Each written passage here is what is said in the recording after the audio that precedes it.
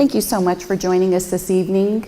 And my name is Leontina Levy. I'm one of the school counselors at Camas High School. And my partner this evening is Glenn Hartman, and he is our district intervention specialist, elementary, middle, and high school. We're going to be doing a little bit of background information for you this evening, as well as showing you some examples. So at the end of our presentation, please feel free and come and see some of the examples that we brought from a variety of sources for you. Feel free to ask Glenn and myself questions. I have learned a great deal about a lot of the equipment that you'll be seeing this evening. I had not known a lot of the methods and the tools that students are using. Adults as well, but we're primarily focusing on prevention from a student perspective. We wanted to talk a little bit about why we chose this topic and the importance and relevance, not only in our community, but nationwide. The drug use percentages on average are rising among our adult population, and we've also noticed some changes in the student population use and exposure. And so we wanted to be upfront with you, to share with you what we are familiar with, but also to share some of the data, some of the self-reported data that students have shared with us through the Healthy Youth Survey, which they do every other school year in middle school as well as in high school. We wanted to cover some of the common signs of usage with you, share with you some of the neuroscience that we are aware of, and then discuss some proactive measures and some sample conversations that you can have with your students about what you've learned tonight, but also to gauge what your students know, and then role play some of the refusal skills that are important for our students to learn.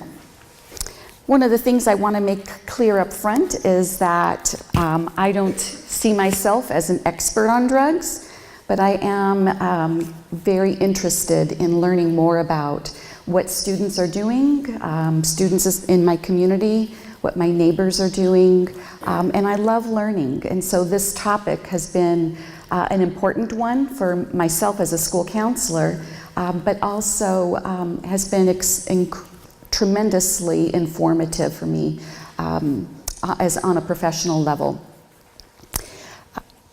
We also wanted to share with you that over the years, especially most recently within the past 20 years, there is a lot of research that has been done on substance abuse, on drugs themselves, and the changes in potency percentages, which is really very key information for us as parents and community members to be aware of, because it's not the same drugs that were available when, I'll say, when I was in high school several years ago. They're very different now. And the equipment in which students and adults are accessing substances is very different. So scientists have learned a great deal about neuroscience and the impacts that substances have on our brains, especially in the last 20 years. It was originally thought that the child's brain was developed by mid-childhood, which would be around the age of 10. What we've learned through years of research is that the size of the brain is indeed pretty much adult size by mid-childhood, but that doesn't mean that the brain is mature, which are two very different levels of understanding. Scientists were correct that those early to mid-childhood years are key for language development, prime years for children to learn a second or third language, to refine those athletic and artistic skills, talents.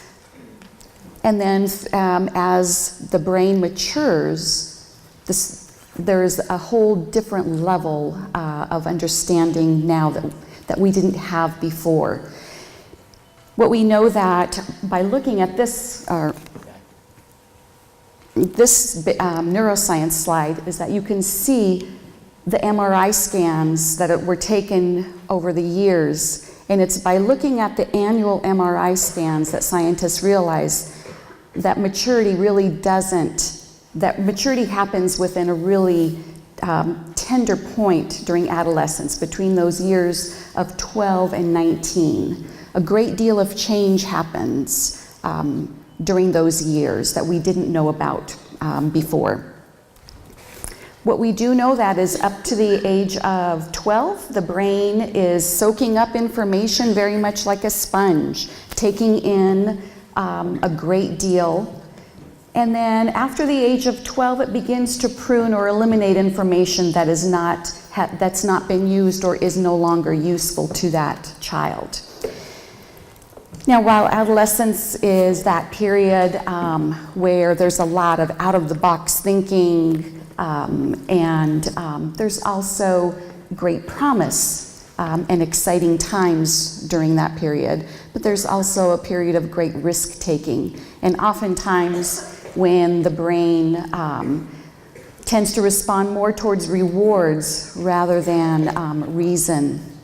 So it's a very delicate, very important time for the child, and a really important time for the brain because it's at a very vulnerable stage. It's just as vulnerable during adolescence as it was really during those birth to age 3 years. In that area in the very front of your forehead, the prefrontal cortex, is where your executive functioning skills lie. And that's skills such as organization, your ability to retrieve information from memory, ability to organize information, logic and reason. And what we do know is that because the brain matures from the very back to the very front, that prefrontal cortex is likely one of the very last sections of the brain to mature. And so now we can understand and empathize with some of the risk-taking behavior and some of the choices that our adolescents make during that time period. We do know that during adolescence, if children do experiment with substances, they are more than 2 times likely to become addicted than adults, and that's because their brains are so heavily impacted by the substance abuse. Research also shows us that if children become addicted or develop habits in using substances, that it is much, much more difficult for them to eliminate the habit, and that most likely the habit ends up being a habit that they carry for the rest of their lives.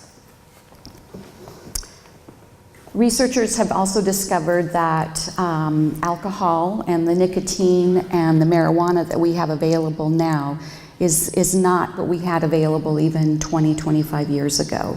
But that it impacts the brain and memory especially in ways that that we didn't know of in the past.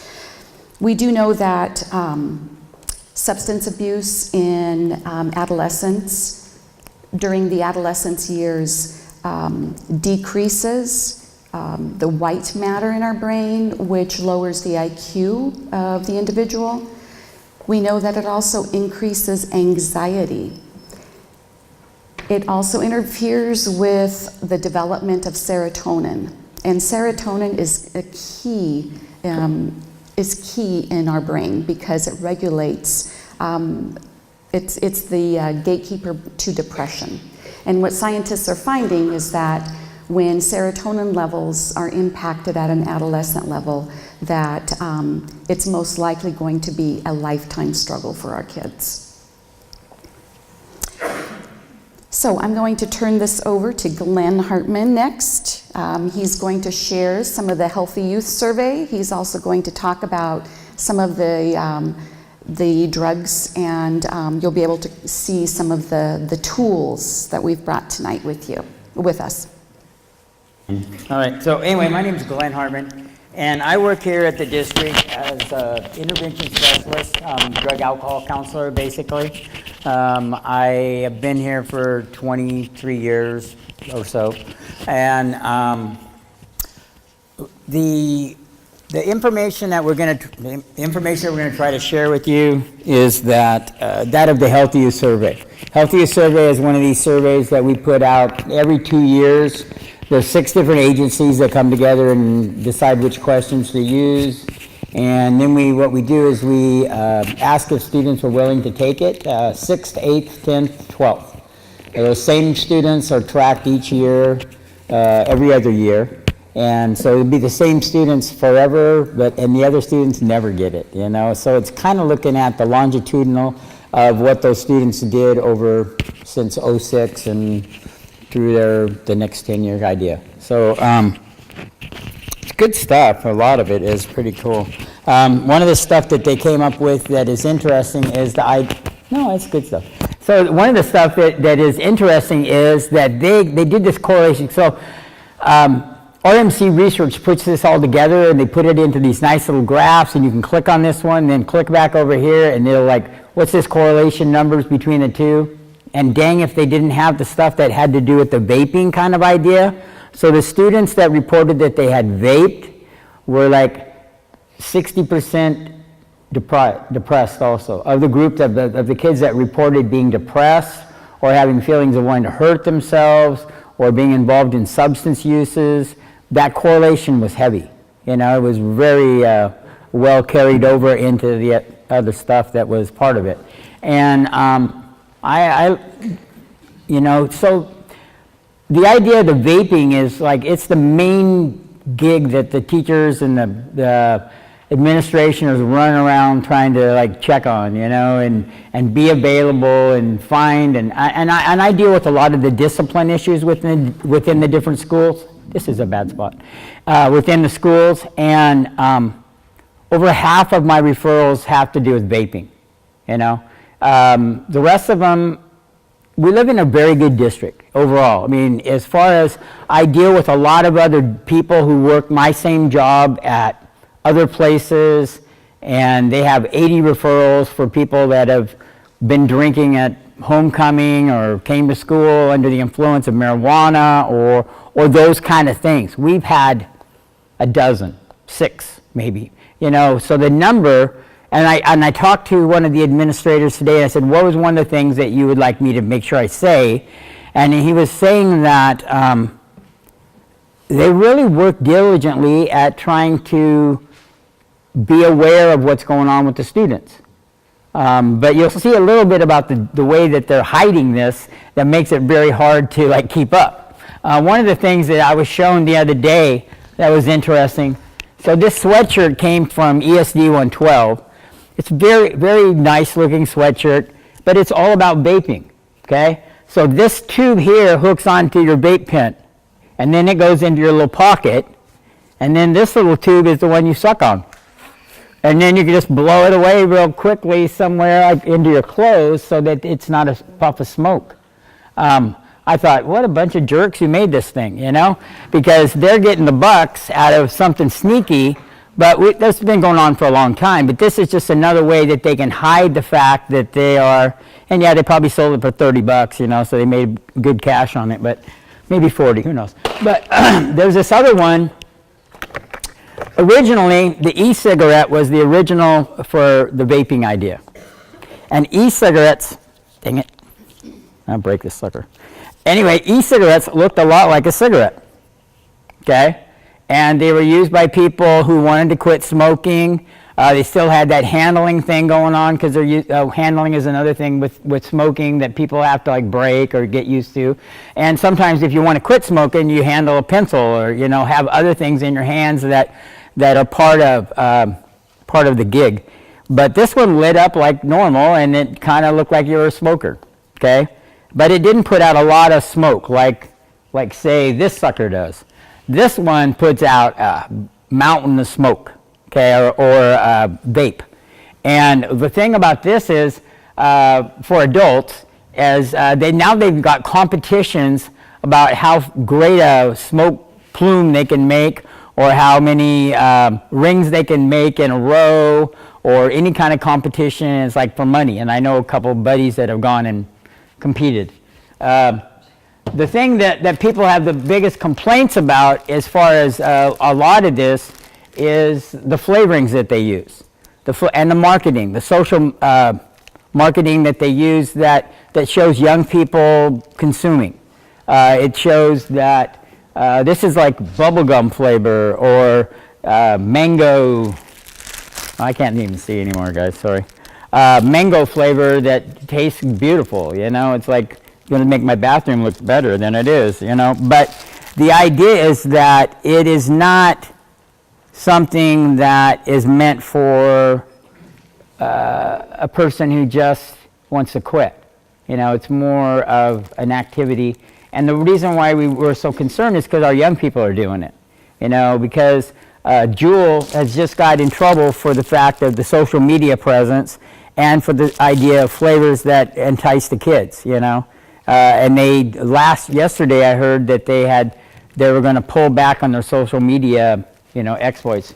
Well, they made like $12 billion last year, so I guess that they got a little bit put away, so they can do that. But the other thing is, you know, we have like pods like this you can use that have nicotine in them, which are kind of like the pouches idea, like people who may chew or might use a pouch. These have a lot of nicotine in them. These are 6 milligrams per dose, okay? Nicotine is like one of the most addictive substances out there. In 1960s, when they didn't have the Surgeon General report, and everybody was, you know, it was kind of in awe of, there's no, you know, smoking is just what everybody does. I know people would have cigarettes in their living room, you know, to share with other friends who stopped by, you know, it's just kind of a common practice. But kind of after the journal report and all those other kind of things came out, how bad it was, the fact that 440,000 people a year die from the effects of nicotine, you know, smoking, tobacco, chew tobacco, whatever, which is way more than everything else. You know, we freak out about the opioid issue, which kills 21,000 people a year. Nicotine kills 440,000. Now, the fact is, and the bad part about it is, this kills you in 30 years, you know, probably. 25 years, 20 years, you know, depend upon that. But the other stuff kills you much quicker, and we get a little excited because it's so, and this one kind of lulls you to sleep along the way, kind of saying, well, I'll deal with it next year, or I'll deal with it, then I get worse, you know, when the cough gets bad, now I'm going to, you know, give it up.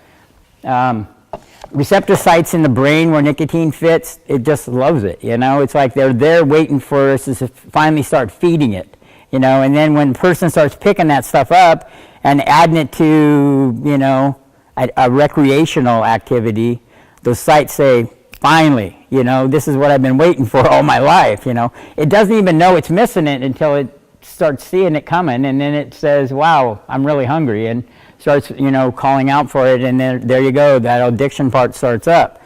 So a lot of students, you know, will get on the idea that this has 0 nicotine in it, and they're puffing it for the sake of puffing, or, you know, I hear that over and over again. Well, there was no nicotine in it. It's like, well, why were you doing it then, you know? The fact is that it is kind of cool, you know? It's one of those things that, the fact that they got it in the first place, you know, you're supposed to be 21 to have these, you know, 18 or whatever it is, 21? Anybody know? 21, right? 18. 18 you can buy it? Yeah. Okay. So, I mean, that's 21 for... Jules just changed the age. If you go on Wikipedia, yeah. there's a huge amount of stuff on it about Jules. Yeah. It just went up. They agreed to make it 21, but you can't control how old they'll sell it to them online. Right. And they're trying to do some things according to them, but at the same time, that's them monitoring themselves, which, I don't know, if you made $12 billion, you kind of like think you got the rules down. Anyway, so there's a lot of these things that can be used. Now, I was told by the tobacco store, the smoke store, you cannot use marijuana or not marijuana, but you can't use THC in these. Well, that's BS. You know, I look it up on the internet, and I watch some pothead dude showing everybody exactly how to do it. You know, you have to take the little pod apart. You got to get one of these little buddies. You got to like get the dripper, and you got to take that dab. And those dabs are bad in general. Those dabs are like 80% THC, 79% THC, which we're talking like, if you want to go back to those days, marijuana in the past was like 6%, 12 if you got the good stuff or whatever. Now it's like 12, 19, 20, and the dabs are like 80. They're like big deal. And, but you can fill them into the pods. You can take the pods apart, you can fill them right in there, and it'll work just like it did before. And I heard from the store owner, no, you can't. That's not true.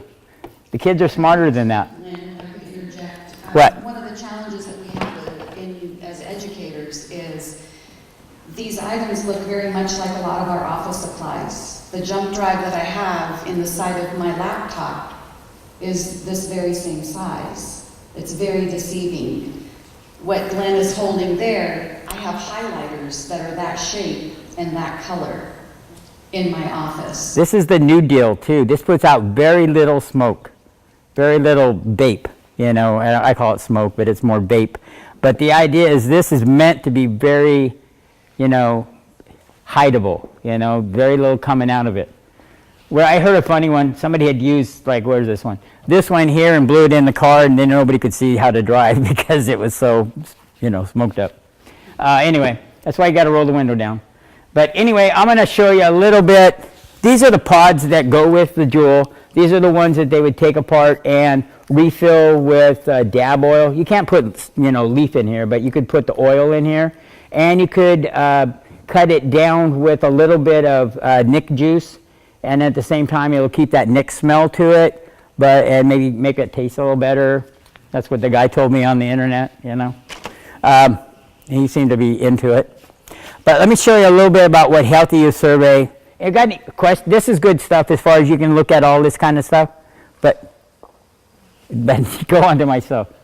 No, I think there's a Q&A, so we'll come back. Yeah, okay. So then this is, we do the Healthy Youth Survey. I like this because it showed 12th through 6th grade.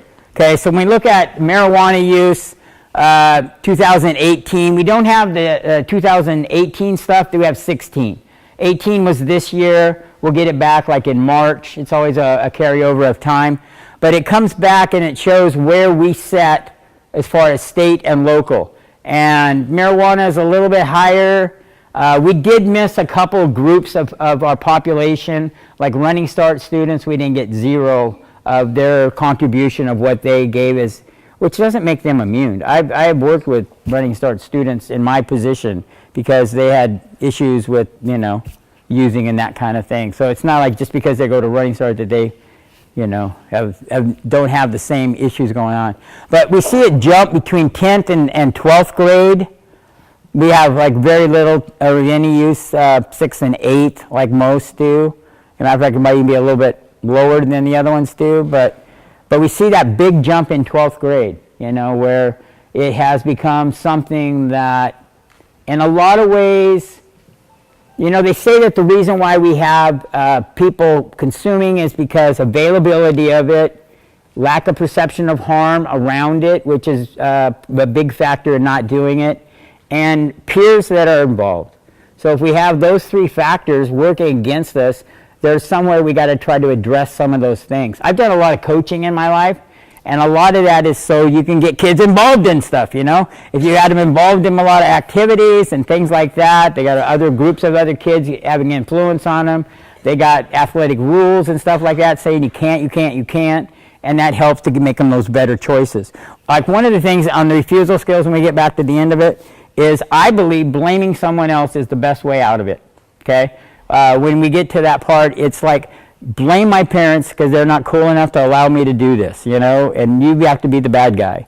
And instead of, I blame my wife sometimes when I didn't want to work on Saturday. I will say, hey, I got to check with my wife if I can work Saturday, but I'm really saying I'm not coming, because I'm going to use her as a way out of it. And if your kids can use you as a way out of it, then they can save face in their friends. It's really hard to stand up to your buddies, even though you know it's the right thing, even though you know you shouldn't get in the car with somebody who's been drinking, and do it. There's got to be somebody you can kind of help you out with making that good choice. So being with another peer that helps you do that kind of thing is helpful. Well, when I hang out with a bunch of buddies who are not involved in that kind of thing, I like this. So this is same idea here. When we look at this is our 10th and 12th graders here. So this is the marijuana thing. We jumped from vape to marijuana. I'm kind of a jumper. But this shows that 90%, and when we look at that 90%, the majority of 10th graders really don't use, okay? Which it kind of seems shocking. They must have lied a little bit, you know? But the fact is, a lot of people don't, you know? It's just not what everybody kind of perceives. It's almost like that silent majority. That if I got those 90% of those kids on some prevention club going, my God, you know, this is the best thing in the world, you know, the rest of them would think they're you know, maybe they should keep quiet. But when the 10% that are out there doing it get to speak the loudest, those 90% are thinking, God, I don't fit in, you know, what's wrong with me, you know, and they're the majority. That's the way I look at it, a big part. But we do got the jump at 12th grade here to where 70% are saying that they don't, which I like that number, but the 30% here is still a large number. If you look at, we have, say, 600 kids, 30% is 180 of them had said that they had done it within the last 30 days, okay, at least once. But the ones I have to be the most freaking concerned about is this 12% of the population that are doing it more than 10 times. Okay, or 6 to 9 times. That's still a big number. And 3 to 5 starts to become a bigger number. And the more that they fall down into that category of, yeah, let's do this and that's the only way to have fun, the more that they start to become that hijacked brain where the serotonin is only getting kicked in when they artificially get it to, you know, kick out.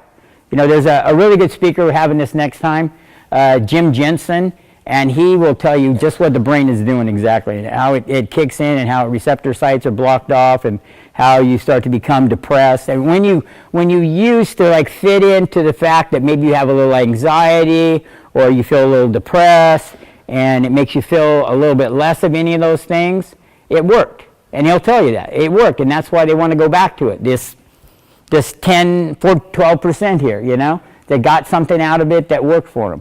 But at the same time, when you take that away, that hole is bigger, you know? The fact that you are more anxious when you get off of it then, or you're more depressed when you get off of it, starts to create this need to go back in order to, like, find medium again, you know? So, throw that in there. Is that kind of like how cocaine works, that need, you know? Yeah, a lot. Okay. A lot, because anybody who comes off of that crashes, and then at the same time, then they don't feel normal anymore. There's this whole rebuilding process. I believe people can come out of that. You know, there's 26 million people in recovery right now that have worked on some stage of getting out of that addiction, whatever it might be. There's lots of addictions they could go for. But the chemical ones are right there. Yeah. I guess I'm feeling like, why are we surprised when we legalized marijuana and there's marijuana stores and, you know, the availability would look as if it was okay for the kids or okay for adults. If it's okay for adults, well, I can do it too. Right. So there's that perception, and I can see how kids would think that. They totally. But second, on the e-cigarettes, or whatever it is, vaping. Juuls and vapes. My son, who's an 11th grader, would come home and say, you know, I don't go in the bathrooms. Well, why don't you go to the bathroom while you're at school? Well, because they're vaping in there. It's very well known that they're vaping in the bathrooms at school. But yet, the teachers can't go in the bathrooms. Is that correct? No, they can go in the bathrooms. Okay, he thinks that teachers can't go in there. No. I think that, like, that somehow that's an okay spot to vape, and, you know, he doesn't vape, and I know he doesn't. But I just, you know, I don't know, that bothers me, that it's just going on right under our noses, and that nothing's really being done, at least from his perspective. Right, and that's where we got to let them know that we're doing a lot as much as we can. I go in that bathroom anytime I feel like it, but I don't catch anybody yet. But I will eventually. I'm sure I will. If they're doing it, like your son said, all the time, you know, then I should be walking in on somebody eventually. But I don't have to go to the bathroom that often, so, you know, and I don't want to look like a weirdo, so, you know, there's just times when it seems good to pass by, but the stuff smells pretty good, so it's hard for it to seem like it is We do, and I've talked to administrators that walk in fairly often to, you know.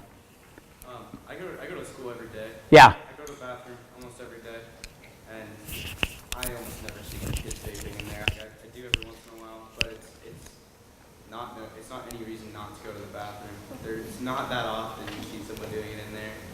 It really isn't. Okay. And what school is that? Camas High School. You're at Camas? Good.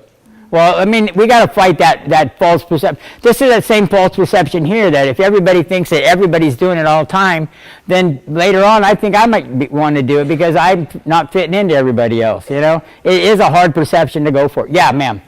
I go to school every day, and I go to the bathroom, and then, like, all the time, like, I go in there, and all it smells like Juuls, like, vapes, and, like, all that stuff. I mean, yeah, Okay. you do definitely smell it, but it kind of lingers around. It's not like, but I don't ever see it personally. Like, I see it every once in a while, like I said, but you definitely can still smell it when you walk in. It is a hard thing to, we only have like 4 or 5 administrators, they can't be everywhere. Yeah. Do we know if there's like a second-hand effect from this, like cigarettes? Because our kids are talking about smelling it and getting sick in class from sitting next to it and things like that. Is it really hurting them from being around it?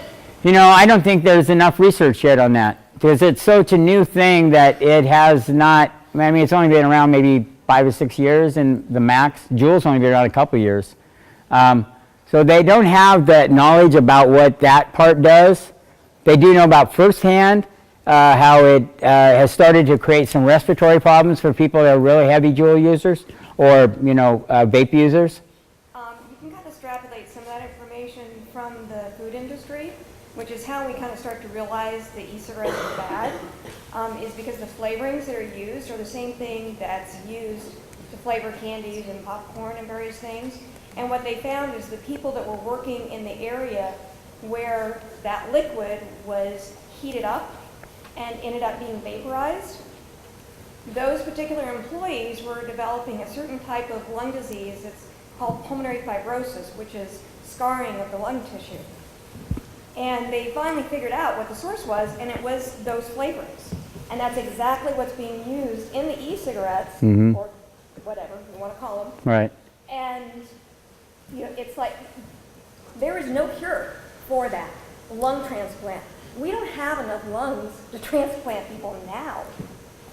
All these people that are vaping and using the e-cigarettes, that's their future. Yeah. And they know from one puff off of one of those electronic cigarettes or Juul or whatever, that the tissue of the airways becomes hypoxic, meaning your oxygen levels of that tissue goes too low, which is going to cause damage to the tissues over time. This is stuff we already know. Right. So, yeah, you don't want that. Similar to emphysema, that kind of thing. I'm sorry? Similar to emphysema, that kind of thing that has been around for years. Nicotine actually destroys the air sacs of the airways, and that's emphysema. This is causing scarring of the actual lung tissue in between airways, and that's what pulmonary fibrosis is. And it's scarring. That's exactly what it is. There's no treatment for it at all. And all those people in that food industry were essentially getting this as secondhand vapor. They weren't sitting there, you know, sucking on the machines. They were working in the environment where all of this was. And these people developed this lung disease and died because essentially by the time you're diagnosed, it's a fairly quick process, roughly 5 years. It's horrible. Yeah. Thank you. My father died at 57 from emphysema from smoking 2 packs a day. And I got secondhand smoke. I ended up with asthma. So my big concern is our pulmonologist that we have in the family since all of this told me that this is rotting the lungs from the inside out, basically. And that's a lack of education to these kids is really concerning because I also coach figure skating and sweet and Jilly, the hockey players, and I'm very concerned about these kids not knowing it's bad and they're trying to do these sports. And are they going to die at 30, 40 years old instead of 57 or 60 or 70? Are they going to be able to go up in the mountain and go skiing? No, because they can't breathe like my father when they got up there. What's going to happen to these kids? Yeah. I agree. There's a lot that we don't know about that exactly, but we do know that it's bad. You do health. You guys do health stuff about it? I would think it would be on the top of the list. This year is the only year you can do health, and I'm a junior, so I didn't learn anything about it. And they don't think. 'Cause it's new. He does not think it's that dangerous. He does not think that nicotine's bad for you. He thinks that it's the other chemicals that are in cigarettes that are bad. So there definitely needs to Thanks for bringing him. be No.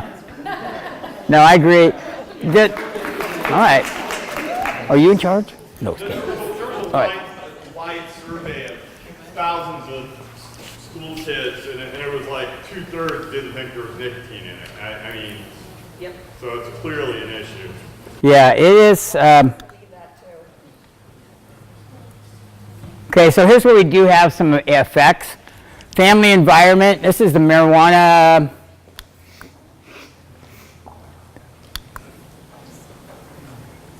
All right, this is kind of cool. This is about marijuana too. We don't really have any data necessarily around vaping hardly, as far as the survey goes, because it's new, and the survey has only been going on for it was 2 years ago. It was still very new. They barely got any questions in about it. Do you vape? Do you not vape? But basically, those are the questions that they had. We looked back on that. This is stuff here about involvement with parents talking to their kids. Okay, so that's where we're talking about where can we have an effect. Parents who talk about not using marijuana or vaping, or the fact is the hard part in that is that kids think they know more about it than we do, which is probably halfway true because they have done some of the research on it. The nice thing about you guys being here is that you're willing to look at doing some of the research about it to kind of help carry the message about why it is not a safe alternative to smoking, It's like what they like to use with chew tobacco. This is not a safe alternative. When you're in England or something like that, it just says on the package, this kills you. Basically, that's their whole message, U.S., we got, this is not a safe alternative. Anyway, sorry.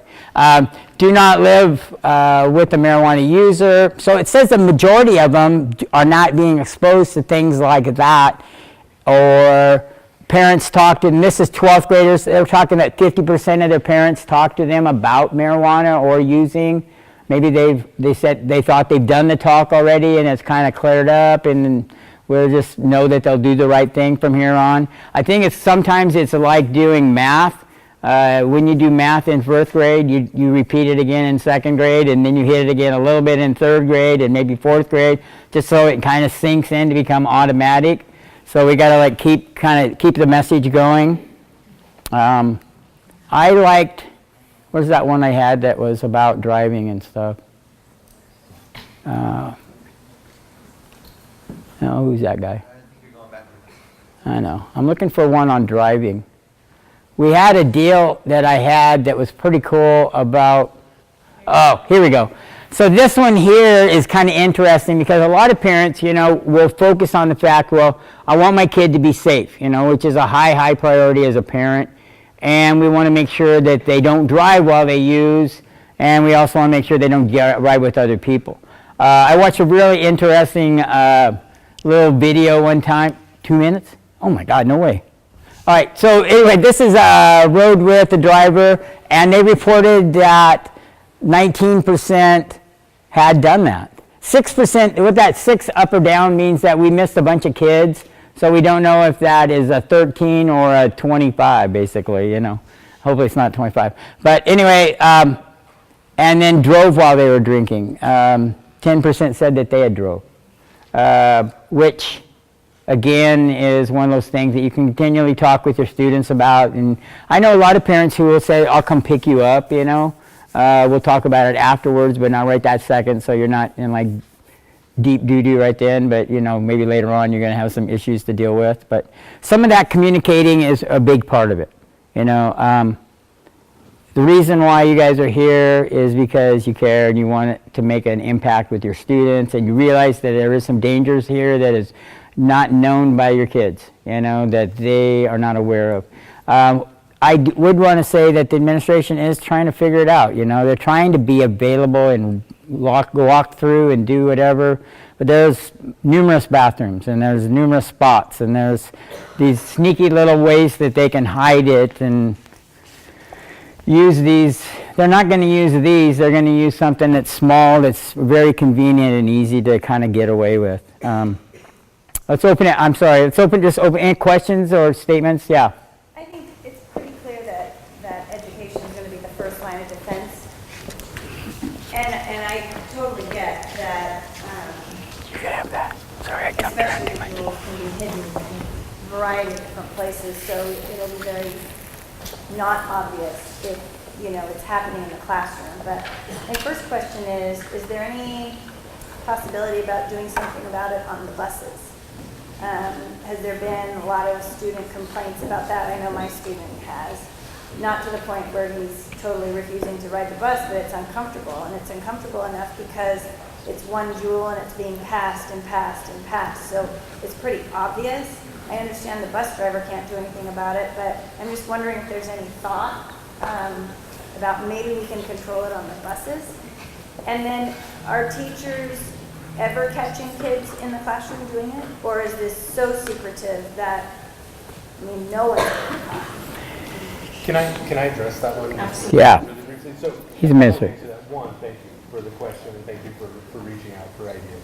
I can say that in terms of those first lines of defense, we have sort of a culture of silence around this. And so we have lots of parents, we have lots of students saying, hey, I see this, or, you know, my child comes home and they're telling me about this, but it's not ever being reported. And what we really need is reporting so that we can start to take action on that. This has always been a battle for, you know, adults and teens and experimentation and risk-taking behaviors. And it's really going to require all of us working together. And so I can say that because I deal with about a third of the discipline at Camas High School, I have maybe 2 reports this year of it happening. Is God. There is so much more of that. We know bus drivers, and they have got a massive problem. So I don't mean to be disrespectful, And it's not disrespectful, it's... but we have got a severe What I'm telling you, scenario. again, let me restate that so that I Okay, make sure 'cause- you're hearing what I'm trying to communicate, Okay. which is I deal with, I have about a third, I administrate over a third of the Camas High School population, and I have had 2 documented referrals of students vaping on buses. Okay. So I think that there can often be perception about what people may be seeing but aren't doing anything about versus actually being aware of it. One thing I hope we loop back around, and I don't want to eat up the time, I know we're getting into it already, but I think really taking families and getting a look at the devices and the progression and how discreet vaping has become in order to make it secretive, in order to make it difficult to catch, in order to, to make it sexy in a way and appealing for students. And so one of the things we really need are families and parents to be aware, because you're going to have better access to your students than we will, to be looking, and sorry, I'm focused over here, and I'll try to get everyone, so that you guys know what to be looking for at home. Because if your teen is engaging with it, if they're experimenting, if they're using, if they have a problem, they're going to try and hide it from you.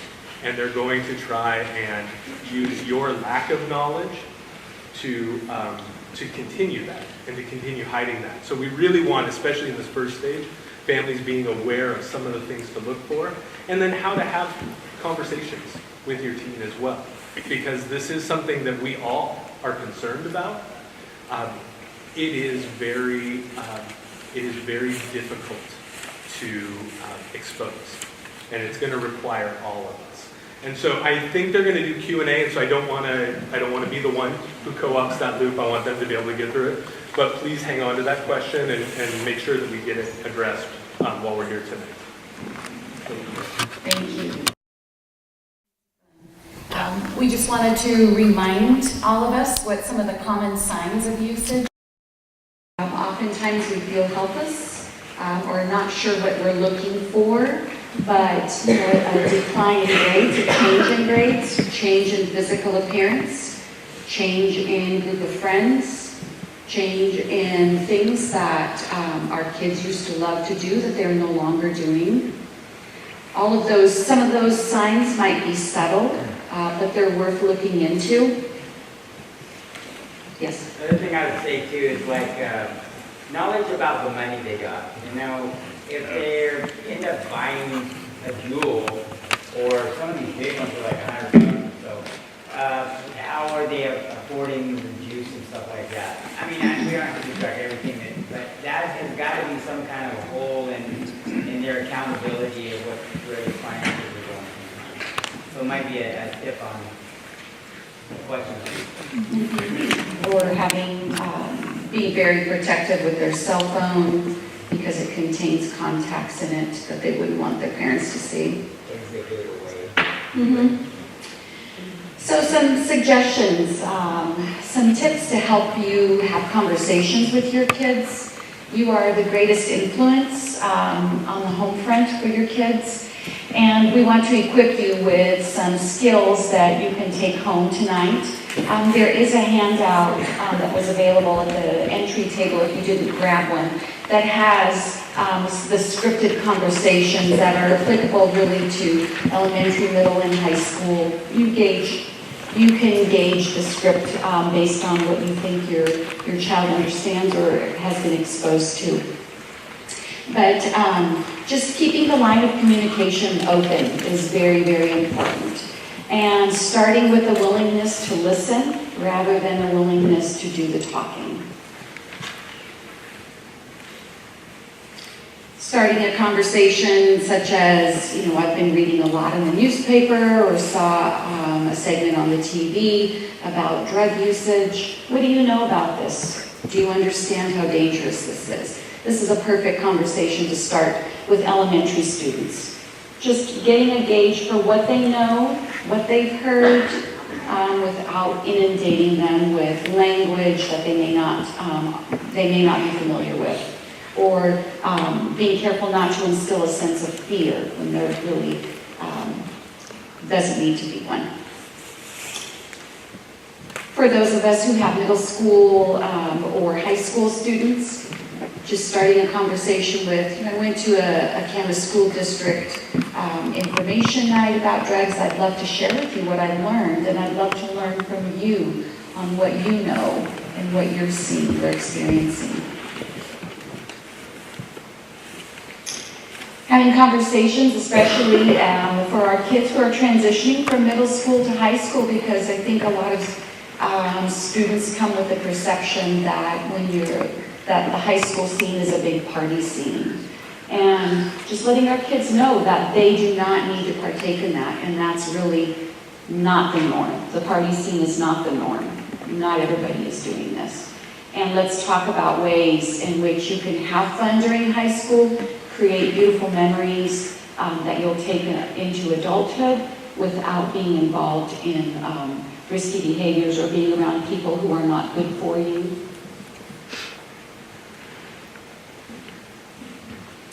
And then when we've noticed a change in our kids, whether it's one of the signs that we put up earlier, but having a conversation with, especially if you've noticed that they have a different group of friends, just being curious about it, starting from a place of curiosity.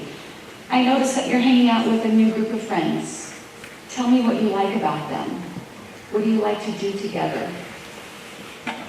Getting to know who your friends are, and I was one of those moms who went wherever my kids were going, I would make a phone call to that family and just say, is there going to be an adult home? Who's going to be home?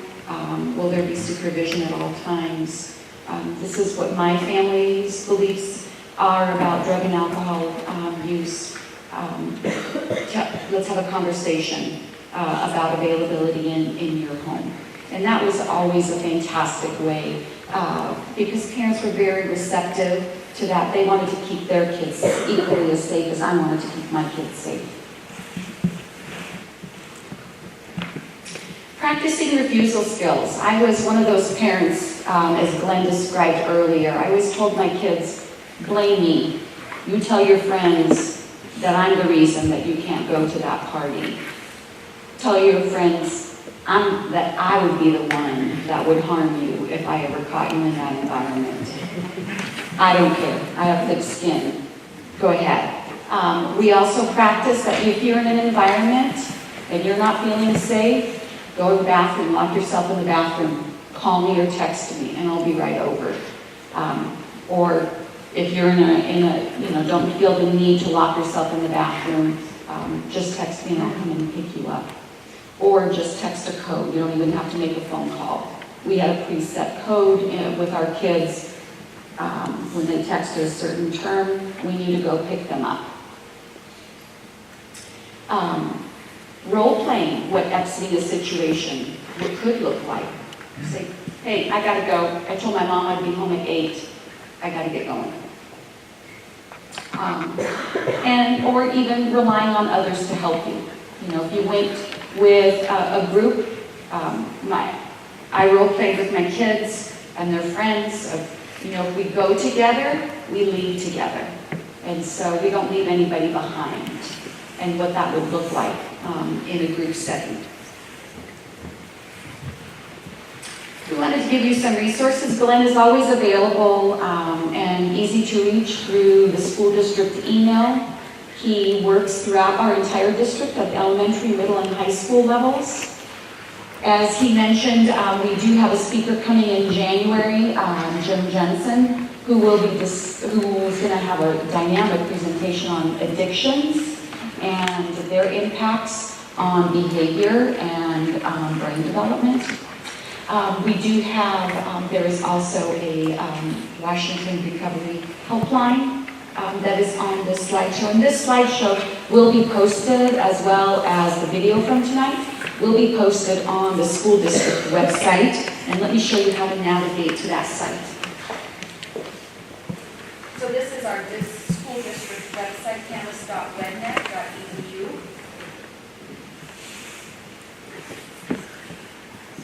And our home page. So if you hover over schools and resources, you'll see the menu of all options unfolding. If you go to the far right side where it says resources, the first tab under resources is all student wellness program. And tonight's presentation falls under our Camas School District Wellness Program, as were the 3 sessions that we brought last school year to you.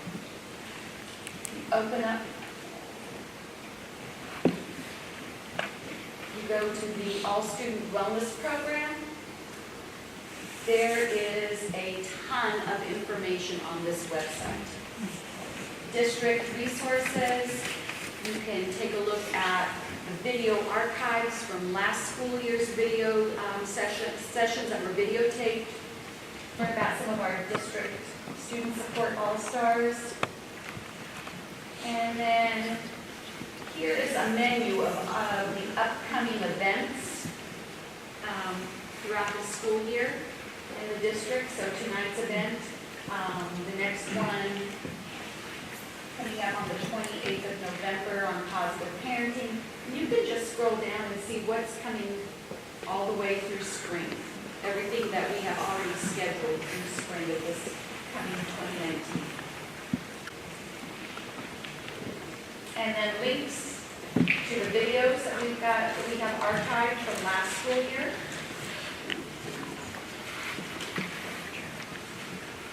Titles of some of the events that we have posted. And then some recommended reading and parent resources for you. It's an amazing website. Tremendous amount of resources. All right, so we're going to open it up to questions. We have middle school administrators present, high school administrators present. Bill and I are available. Feel free to come and take a look at the paraphernalia that we brought. We'd love to hear your questions.